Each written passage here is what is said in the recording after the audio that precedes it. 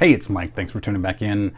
They caught the killer. Well, they found his body last night, so thankfully I was able to go to the post office, get my items at my P.O. box today, so I've got some things to open. I'm a little sweaty because I just went out for a little rollerblade session with my oldest. We used to be runners, but lower body injuries got the better of us, unfortunately. So this comes to me from Dan, a subscriber. I've done a video on his card room. I'm going to do another one in the near future because he sent me some updated photos. Dan, so I posted on Twitter, I was missing, I think, 16 cards from the 2023 Topps flagship set, and I listed them out. I didn't even know what the cards were, and Dan said, I got you covered, and he mailed them to me. So that was awesome. He also threw in some extras. Phil Plantier rookie autograph, which I didn't have. I have a lot of Red Sox rookie autographs. This one I didn't have, so I'm really excited to add this to my collection. Plantier in 91, yeah, I think, I didn't look up his stats and I should have. He hit, I think, 11 home runs in like, I don't know, 50-ish games, and he was just a phenom. He was going to be the next Babe Ruth, the next Hank Aaron. He had tree trunks for thighs, and he couldn't miss. He was going to hit 1,000 home runs, and I don't remember what happened. I'm sure he did though. But then Dan also sent me 4 ultra modern Carl Yastrzemski cards. So those will go in my Yaz collection. And then he sent me all the cards that I was missing from the Topps set. So awesome. Thanks very much, Dan. So then I also got back this. This is my first ever Beckett order. I'm going to open it up right here. This is 4 autographs.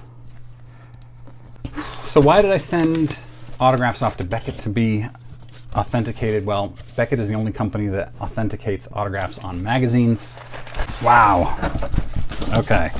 As a former runner and track obsessed guy, I've got this Usain Bolt. It's just a cover. It's the cover photograph of a Sports Illustrated. Usain Bolt. I could have sent this one off to PSA, but I figured I was sending the rest off to Beckett. So that one was authenticated. Very cool. Usain Bolt doesn't have a lot of good autographs out there, so I got this for almost nothing. So I was pretty surprised and happy. This order smells bad. All right, another track one. This is, well, track and baseball. This is Mackenzie Gore.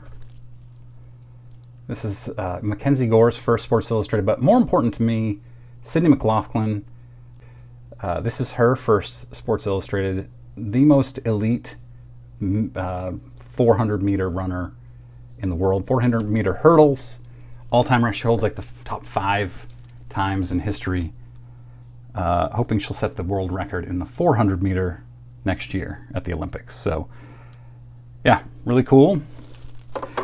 And then we get to the reason that I sent these to Beckett. This is the first Beckett basketball magazine. You may remember this. Autographed by Dr. James Beckett, right there. At the National. I brought it with me just in case I ran into him. It was in my backpack, and he was at the YouTube get-together. And Adam of Splendid Sports happened to have this very same mag, or maybe he had the first one, I think. And he was bold enough to say, Dr. Beckett, can you sign this for me? And I was like, oh yeah, me too. So awesome. That's going to look really nice somewhere. And this is my first magazine slab. It's pretty nice. I mean, I don't love the way Beckett does this, like this, and then the label over here. I think it looks weird, but that's why I don't buy Beckett cards. But the big one is the number one Beckett. This is a very, very rare magazine, and it's even, of course, more rare to have Dr. Beckett sign it. Very first Beckett, this is from 84, November 84, issue number 1. So I think this was the one Adam got signed at the National. I actually got this signed last year. I mailed it off to Mike Moynihan, who was seeing Dr. Beckett, and Mike said, hey, send me your magazine, I'll get it signed for you. Boom. So that is awesome. Very, very rare.